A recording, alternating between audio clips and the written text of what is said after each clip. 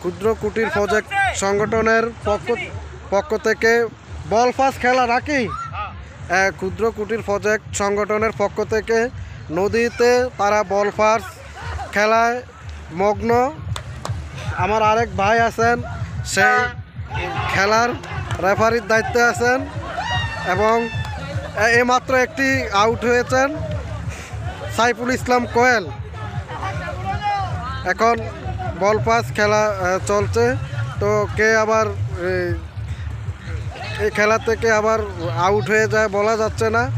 বাঁশি বাজার সাথে সাথেই আউট ঘোষণা হবে। তো আমরা সবাই একটু খেলাটি দেখি।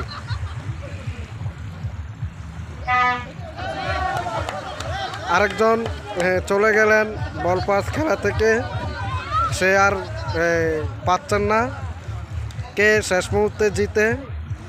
পাস খেলায় পুরস্কারও আছেন। আমরা এই ক্ষুদ্র কুটির প্রজেক্ট সংগঠনের একজন সদস্যর কাছ থেকে আজকের বল পাস খেলার আর কি খেলা আছে একটু জানতে চাইব। জি, কি খেলা আছে একটু বলেন। আসসালামু আলাইকুম। আসসালামু আলাইকুম। আমাদের ক্ষুদ্র প্রজেক্টের আমাদের অনুষ্ঠান, আমাদের বড় ভাই চাচারা মিলে আমরা সবাই মিলে একটা ক্ষুদ্র কুটির প্রজেক্টের সমিতি করছি। তো আমাদের এই সমিতিরা ক্ষুদ্র থেকে বড় হইব ইনশাল্লাহ। আল্লাহ তোমাদের আপনাদের মুরব্বীদের দোয়া ইনশাল্লাহ আমাদের এই সমিতিটা যেন বড় হয়। আর আমাদের এই জায়গায় যে খেলা হইতে আছে নদীতে, আমাদের যে জিতে হ্যাঁ মনে করলেন একটা এলইডি টিভি পাইব, একটা ক্যামেরা পাইব আর একটা হুন্ডার পাইব। বিভিন্ন পুরস্কারের আছে নাকি? হ্যাঁ, এগুলো পুরস্কার আছে। আপনারা সবাই আমাদের সমিতির জন্য দোয়া করবেন। আজকের এই বল পাস খেলা থেকে ভাইয়ে আর শেষ মুহূর্তে টিকতে পারলো না। অত্র সংগঠনের সভাপতি মাসুদ ভাইয়ের কাছ থেকে জানতে চাইবো, আজকের এই যে ঈদ পূর্ণমূলিনী ঈদের দ্বিতীয় দিন আপনারা আসছেন, মানে কীরকম আনন্দ মুহূর্তটা অনুভূতি লাগছে একটু প্রকাশ করেন। আজকে ঈদের পূর্ণমিলনী অনুষ্ঠানে আমরা সবাই ঘুরতে আসছি ঈদগাহ ফেরিঘাটে। আমরা এখন ভলিবল প্রতিযোগিতায় আসছি। আমি কিছুক্ষণ আগে আউট হয়ে চলে আসছি।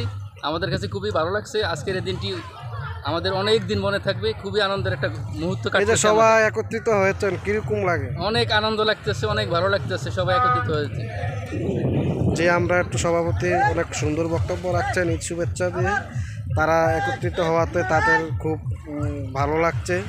তো আরও খেলা চলছে।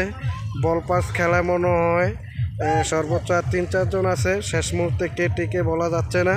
তো আজকের প্রথম পুরস্কার একটি মোটর বাইক দেওয়া হবে এই সংগঠনের পক্ষ থেকে। তো সংগঠনের যারা সদস্য আছে তাদের একটি কথা, ক্ষুদ্র কুটির প্রজেক্ট, ক্ষুদ্র বলতে আমরা একেবারেই ছোট মনে করি। এই ক্ষুদ্র থেকে একদিন এটা বড় রূপান্তরিত হবে বলে সংগঠনের সকল সদস্যরা আশা প্রত্যাশা করে।